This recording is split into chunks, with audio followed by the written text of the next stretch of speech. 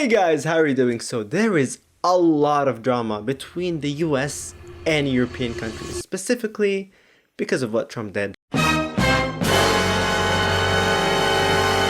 Because as you know, Trump really wants Greenland, and he's saying that he wants it for security reasons and that if the US didn't take Greenland, China and Russia would take it. But Denmark owns Greenland, and Denmark said, no, we don't want to give you Greenland. And then European countries supported Denmark and said that, yeah, US, you don't have a right to take Greenland. So Trump did something crazy because he put 10% tariffs on European countries that don't support him taking Greenland. Like, bro, Americans don't even support you taking Greenland. Like, apparently only 17% of Americans support acquiring Greenland. Like, no one else does. But Trump was like, okay, I'm gonna put tariffs on those European countries until a deal with Greenland is done. And the countries are Denmark, Norway, Sweden, France, Germany, UK, Netherlands, and Finland. And it's kind of crazy. Like, think about it. He wants Greenland. He has no right to take Greenland. And all the other countries are like, yeah, you don't have a right to take Greenland. So he's punishing them. And thing is, the 10% will start on February 1st, 2026. And if a deal is not made by June 1st, then the tariffs will increase to 25%. But the European countries are like, okay, that is messed up. For example, France called this threat unacceptable. The UK said punishing allies is completely wrong. And then the European Union did something even crazier. Because the European Union is thinking of ending the US-EU trade deal. It's like a trade deal that they have together. They're thinking of ending it because of what Trump did. So now the EU has two options. Either one, which I told you about, end the US-EU trade deal, which is going to be huge and it's going to affect so many people, especially in the US. Or two, find a way to end those tariffs. Just stop them. They're unnecessary. Like, seriously, why does the US want Greenland? Like, okay, I know that it's for security and that's what Trump said, but seriously, you have a military base there. Is it because of the natural resources? I don't know. Is it because of something else? I don't know. Is it because of ego? Like, does Trump just want to get it so that he's like, okay, yeah, I made the US bigger. I made the country bigger. Like, what is this about? And it's not just European countries who are fighting against Trump about Greenland. Like, even Canada, the US's neighbor, is thinking about sending troops to Greenland to protect it from the US. And other European countries also sent troops too, like Germany sent 13, France sent 15, Sweden sent 3, Norway sent 2, Finland sent 2, and UK and Netherlands sent 1 each. Okay, to be honest with you guys, what are those numbers? Okay, I'm reading them right now.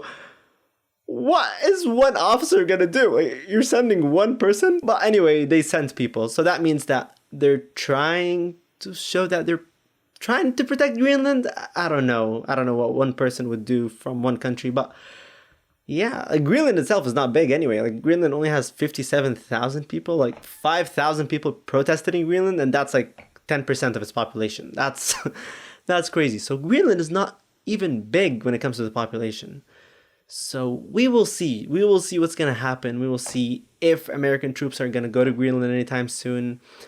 But let me just tell you, this whole Greenland thing is causing a huge, huge mess between the US and all the other NATO countries. Okay, we're done with that story. Now we'll talk about us winning the African Cup. And yeah, there was some drama. Okay, this one is a great story too, because even though I don't talk about football much here, I love football. And I love drama, and this final had a lot of drama. Because Senegal today won the African Cup of Nations. But thing is, that final match against Morocco was crazy. Like, the amount of drama in this game is unbelievable. Like, the game had no goals until the last few minutes of the game. And then Senegal scored, but then the ref decided that no, this is not a goal because of a weird foul. So this caused some drama, but Senegal was like, okay, fine. But then a few minutes later, Morocco gets a penalty, okay? And that's like the last minute of the game. So if Morocco scores this, they're gonna win the game, they're gonna win the cup. So because of that, the Senegal players got so angry about the penalty decision that they walked off the field to protest. They actually walked out, like the game was paused for 14 minutes because of this. Like, this is crazy. But then they came back and Morocco got their penalty and everyone was like, okay, they're gonna score it, the game is gonna be over. But no, because Brahim Diaz did a Panenka for the penalty, which is like a cheeky shot if you don't know much about football. And no, It didn't go in. And Senegal scored like in the 94th minute in the extra time. And that's it. Like that whole drama was... That whole part of the game was super dramatic. But anyway, I wanted to say congrats to Senegal. Hard luck, Morocco. You did amazing. And for the people like attacking Brahim Diaz, because apparently his comments increased like by 100,000 or even more after that penalty miss. Like people are just hating on him. Guys, seriously, you don't have to. Like for real. I know you just talked about me, but also Trump has another plan for the peace board, and he wants $1 billion from each country. Yeah, you gotta talk about that. So if you guys don't know, on January 18th, Trump decided that he's making a new group called the Board of Peace. And he said that this group will help stop wars, and it will start with Gaza. So this group of people are gonna decide what's best for Gaza apparently, and they're gonna decide how to build homes and schools and hospitals, and how they will give food and water to medicine and safety to people.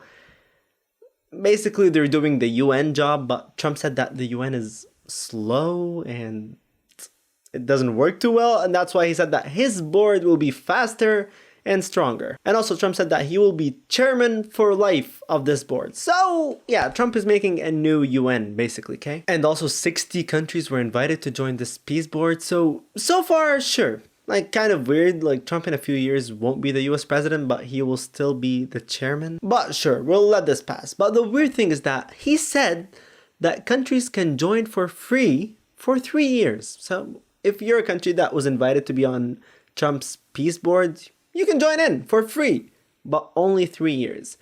And if a country wants to be a permanent member, then the country will have to pay $1 billion. $1 billion! And apparently Trump is getting this money, or, well, technically he said that the money will go to fund the board's work. Okay, but $1 billion per country? That's a lot of money. But even Canada's Prime Minister Mark Carney said that, yeah, like Canada agrees in principle, but Canada won't pay that $1 billion, not at least until they know that there is some aid that's reaching Gaza. And then they're like, okay, we might think about it. But still, that's huge. That's a weird plan. Like even having that board of peace thing, that's basically the UN's competitor. And to be honest, yeah, the UN has been a little useless, okay? Like I don't see the UN doing a lot of stuff to help a lot of those countries. Like specifically Gaza in the last 3 years now. Yeah, what has the UN done to stop the atrocities that are happening there? No idea. But anyway, this peace board thing might work, okay? We will see what's gonna happen in Gaza. We will see if they're actually gonna rebuild and actually gonna support the people there. And if they do, then yeah, his idea works. But if they don't, then what is this about? Okay, how about you talk about the kid who saved his mom after she fainted while driving? That's a pretty cool story. Yeah, guys, I love this story because this 12-year-old Zach Howells apparently saved his mom and a lot of other people because of how courageous he is. And the bigger problem is, after she fainted, her foot didn't leave the gas. It was still on it, so the car was accelerating. It was going faster, and Zach was in the car. He didn't know what to do. But then, courageously, he tried to like slow the car down, but he wasn't able to. But then, he decided that he's gonna crash the car into like the sides of the road, so that the car wouldn't hit anyone. And he did it so well. Like the car hit the road barrier, like it scraped the metal, but they're both fine. Zach was fine, his mom was fine.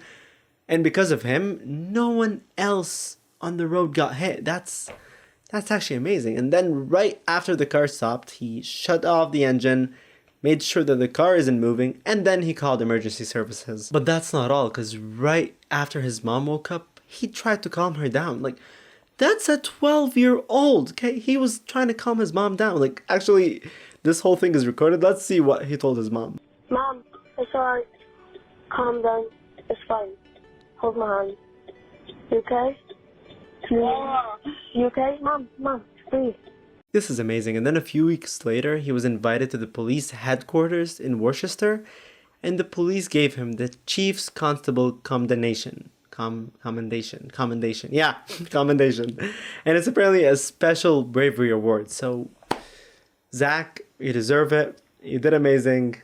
Great job, man. And this one is crazy because apparently scientists sent viruses and bacteria to space and to see how they evolve in space. Like, if you don't know, scientists are playing with viruses and bacteria, and apparently they got a kind of bacteria like E. coli, and they got a T7 phage virus, okay? And that's a virus that attacks E. coli.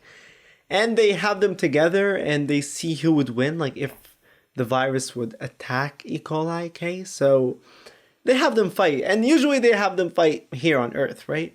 But then the scientists were like, you know what? We've been doing that for so long on Earth. We know what's happening. We know all the outcomes, right?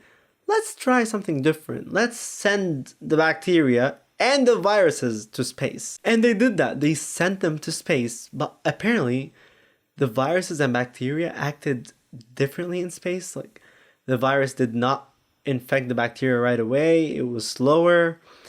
And then after a long time of testing, they realized that both the viruses and the bacteria evolved in space, okay?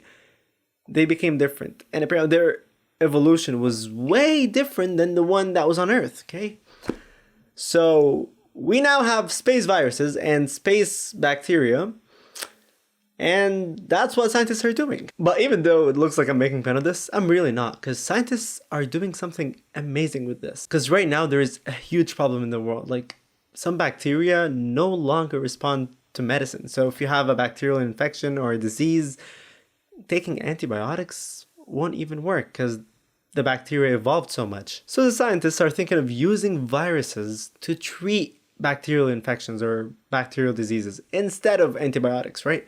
It sounds crazy, okay? And that's why they're testing them, and they're doing all those tests on Earth, in space, getting us some space viruses. I don't know what they're doing, but it is an amazing test. They're doing so much to try to help us evolve better as humans, right?